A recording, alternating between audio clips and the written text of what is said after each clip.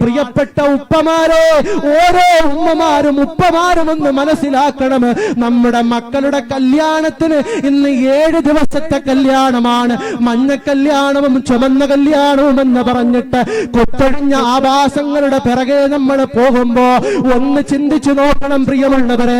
ഫലസ്തീനിന്റെ തെരുവോരങ്ങളിൽ ഒരു നേരത്തെ ഭക്ഷണത്തിന് വേണ്ടി അവിടുത്തെ പിഞ്ചോമനകള് അതാ ഏതെങ്കിലും ചാരിറ്റിയുടെ വണ്ടി വരുന്നുണ്ടോ എന്ന് പ്ലേറ്റുകളും കൊണ്ട് കാത്തിരിക്കുന്ന സമയത്ത് അതാ വിഷം നുട്ടിയ വയറുമായി ആ പിഞ്ചു മക്കളതാ പ്ലേറ്റുമായി ഒരു നേരത്തെ ആഹാരത്തിന് വേണ്ടി ഇങ്ങനെ നിൽക്കുന്ന സമയത്ത് ആ പ്ലേറ്റുകളിലേക്ക് ബോംബുകൾ വന്നു വീണിട്ട് ആ പൊന്നോമന മക്കള് ചിന്നിച്ചിതറിപ്പോയ രംഗങ്ങൾ നമ്മുടെ കണ്ണുകൾ കൊണ്ട് നമ്മൾ കണ്ടതല്ലേ പ്രിയമുള്ളവരെ.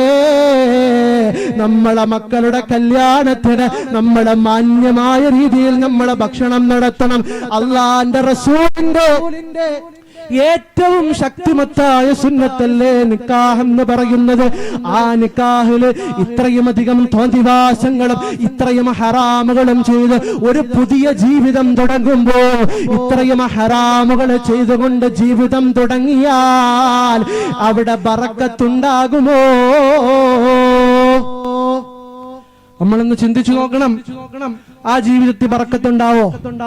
നമ്മൾ വലിയ പണക്കാരനാ, വലിയ സമ്പന്ന കുടുംബത്തിൽ നിന്നുള്ളവരാ, എത്ര വലിയ തഖ്വ ഉണ്ടെന്ന് പറഞ്ഞിട്ടും സ്വന്തം മകളുടെ കല്യാണത്തിന് ആഭാസനങ്ങൾ കാണിച്ചാൽ ആ നിക്കാഹിന് ബറക്കത്തുണ്ടാകുമോ?